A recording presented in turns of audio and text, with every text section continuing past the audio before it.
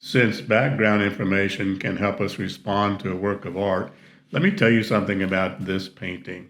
On April 26, 1937, at the request of the rebel forces, who were led by General Franco, German bomber pilots completely destroyed a defenseless town named Guernica.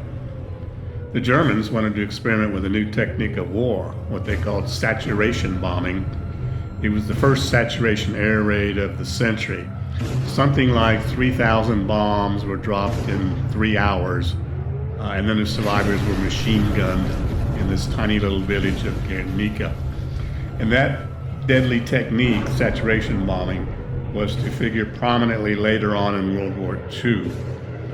1 month after the raid, after 25 preliminary sketches, Picasso painted Guernica, this painting, as a protest. The painting was shown at the World's Fair in Paris in 1937 at the Spanish Pavilion, and it immediately became famous. After the World's Fair, Picasso said that the painting had to stay in New York at the Museum of Modern Art until democracy was restored in Spain. Picasso died in 1973, General Franco died in 1975, democratic elections were held in 1981, and the painting was returned to Spain in 1982. The painting is a powerful work of historical documentation and political protest. But while Picasso's artistic motivations are clear, the symbolism of the painting can be as confusing and chaotic as war itself. How can we make sense of this overwhelming image? And what exactly makes it a masterpiece of anti-war art?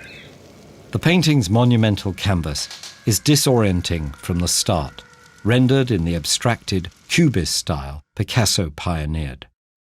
Cubism deliberately emphasized the two-dimensionality of the canvas by flattening the objects being painted. This afforded viewers multiple and often impossible perspectives on the same object, a technique considered shocking even in Picasso's domestic scenes. But in this context, the style offers a profoundly overwhelming view of violence, destruction, and casualties. Multiple perspectives only compound the horror on display, sending the eyes hurtling around the frame in a futile hunt for peace. On the far left, a woman holding her dead child releases a scream, her eyes sliding down her face in the shape of tears and her head bending back unnaturally to echo her baby's. There is a statue of a soldier present below, but he is unable to defend the woman and child. Instead, his broken body lies in pieces, his arm clutching a splintered sword in a signal of utmost defeat. The tip of his sword meets a woman's foot as she attempts to flee the devastation, but her other leg appears rooted to the spot, locked in the corner of the canvas, even as she stretches to move it. Another victim appears behind this slouching figure, falling helplessly as flames lick around her. She too is caught in her own hopeless scene. Each of these figures bordering the painting are horribly trapped, giving the work an acute sense of claustrophobia. And where you might expect the canvas's massive size to counteract this feeling, its scale only highlights the nearly life-sized atrocities on display. Some possible relief comes from a lamp held tightly by a ghostly woman reaching out her window. But is her lantern's hopeful glow truly lighting the scene? Or is it the jagged light bulb, thought to represent the technologies of modern warfare, which illuminates her view of the chaos below? From the coffin-like confines of her window, her arm guides the viewer back into the fray to perhaps the most controversial symbols of all: two ghostly animals caught in the destruction. Does the screaming horse embody the threat of Franco's military nationalism, or does the spike running through its body convey its victimhood? Does the white bull represent Spain, the country of matadors, and a common theme in Picasso's work, or does it stand for the brutality of war? In this scene of strife, these animals raise more questions than answers, and additional elements hidden throughout the frame offer even more secrets for close observers. At the top of the canvas flashes a bird desperate to escape the carnage. And the abundance of animals on display may hint at the bombing's date, a market day which flooded the streets with villagers, animals, and other potential casualties. Like the bombing of Guernica itself, Picasso's painting is dense with destruction. But hidden beneath this supposed chaos are carefully crafted scenes and symbols carrying out the painting's multifaceted attack on fascism. What at first glance seems a jumble of confusion is actually structured and organized once we stop to look more closely. Images are loosely grouped into geometrical sections, 3 large rectangles left to right as marked by the vertical yellow lines, and some triangular areas scattered across the canvas. These groupings help break our visual experience up into manageable chunks and guide our eye as it jumps around the painting.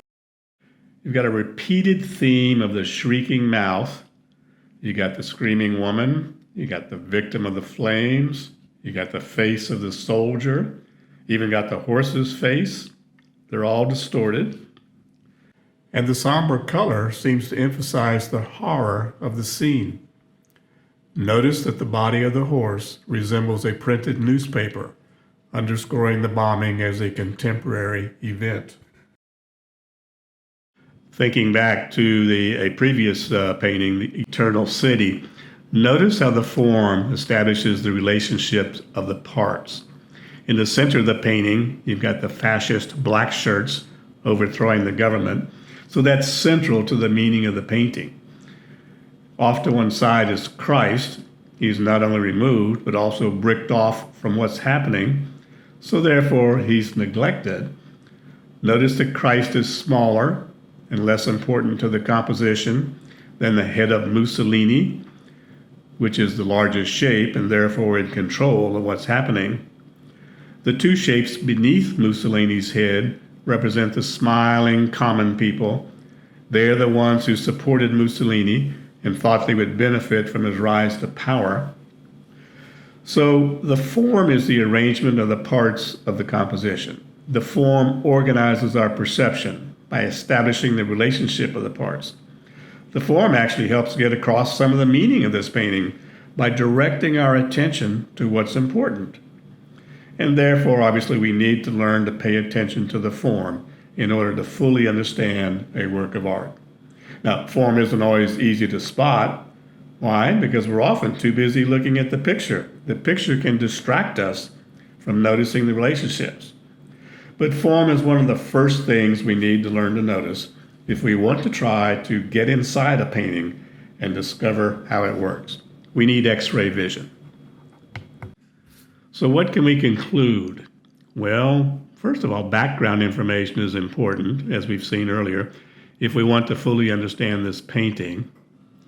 2, the details in this painting have been very carefully organized or arranged on the canvas in geometrical patterns, the net effect of which is to balance the entire composition, and it also focuses and controls our attention, the way we look at it. And that brings us to the concept of form. Form is simply the inner relationship of the parts. Now, what parts? Well, the lines, the colors, the shapes, the lights and shadows, the textures, sometimes those are called elements. Form refers then to the arrangement of the parts, to the arrangement of the elements. And it's important because it directs and controls our attention. It influences the way we look at the art. In other words, it focuses our attention and it organizes our perception.